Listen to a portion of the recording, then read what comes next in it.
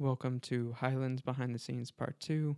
In Part 1, we discuss coming up with the idea and figuring out how to make it work and the first weekend of shooting. In this video, we'll talk about the second weekend of shooting and the editing and release process.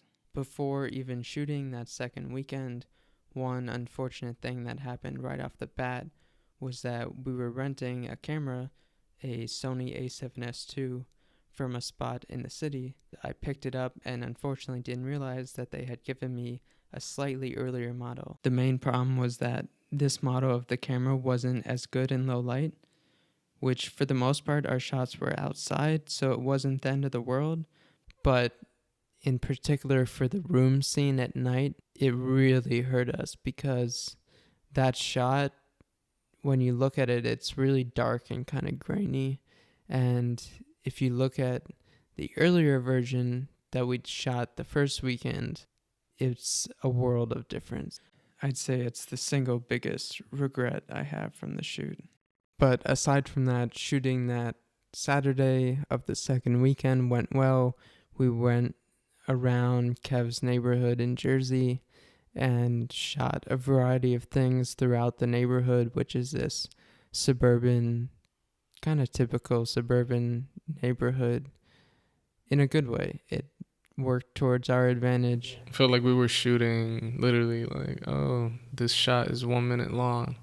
What, it's 3 p.m. already? So we finally sat down to eat. While we were finishing eating, we got word that Frank Ocean had randomly dropped a magazine called Boys Don't Cry, and it was available at certain stores, including one in New York City. And we were scrambling like, yo, should we go and try to get one? We were seriously about to cancel the shoot. It's not a joke. That's like how special and big of a moment and how insane this drop was for us. More news comes out that Frank has dropped an album, Blonde. That album, obviously one of the greatest albums to come out in 2016. Not just 2016, but arguably of all time. Yeah, I have it on my list for sure. Eventually, we realized that, there's nothing we can do right now. It's too late to go to the city. Pedro's sister and brother were online anyway, so we figured, okay, let's finish eating and then we'll continue the shoot and we can listen to the album later. So we filmed the rest of the night. I forgot what time we finished, but I feel like it was like almost midnight. I want to say probably past midnight. We took a walk to the local 7-Eleven in Jersey and then headed back to Kev's place where pretty much everyone crashed. Drew or Pedro knocked out like on the stairs or something. We woke up, shot the next morning, got whatever remaining left that we needed, and then that was a wrap. I remember going home afterwards being so exhausted. I remember listening to Blonde in my bed for the first time once I got back from that. I slept for 12 hours after you guys left.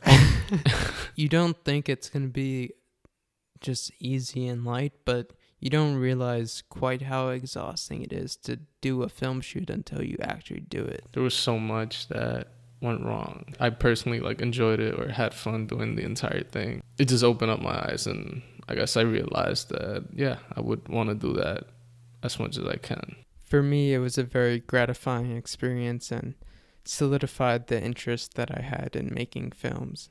Even when it's hard, it's still fun. The shoot was a huge learning experience. We learned so much from it.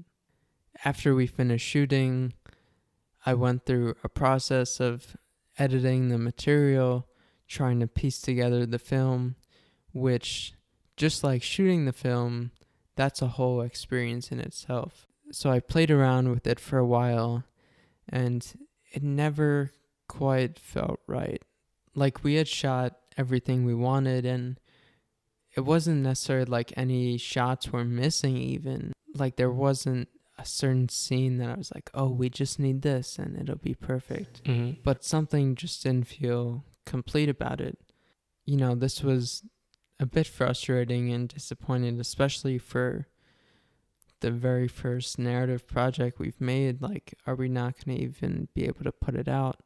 One day on the subway, I had this idea about making a website where video clips from the shoot would be mixed in with parts of the screenplay, which was an idea inspired by a website that Donald Glover did for his Because the Internet album, which had a similar format. Another advantage of this idea was that it could give people more of a sense and reference for our writing style as well as our filmmaking style. I designed an initial version of the website, and then we wrote the additional parts of the screenplay. And having this format also allowed those parts that we added in to be stuff that we couldn't have filmed, that was more so our imagination, and maybe if we had a budget, we could have shared it with some friends at the end of December, and then put it out online on January 7th, 2017. It was cool to see how it all comes together, especially seeing like the finished product. That camera was crazy. So I was glad that we were like capturing all like in great technology. Granted, we didn't have $1 million for this project, but we had full creative freedom, which is awesome. Highlands was super fun to shoot, to be able to work on a project over a 2-day, 3-day span. It didn't really seem like work. It was so much fun. We got to just hang out at Kev's house and, crack jokes and play with his dog. It was super cool. Part of the reason why I wanted to make this video talking about the behind the scenes and the process was that I always really enjoy seeing that from other filmmakers and creatives about their process and how they do. So I wanted to have that, but also just for capturing this moment in time, because it's something that I know me, Kev, Pedro, Drew will always look back on fondly, even if no one else cares or remembers. We'll always have this, and it will always be something that will connect us. I felt like I was an actor for like 3 days, like for real, like slept in the same like house and everything, and like we just had to like live. I was living that life of my character. Everything down to the wardrobe had like a special meaning and feel to it, and that's what we were kind of going for. It was amazing. It was beautiful to me to do it with my friends.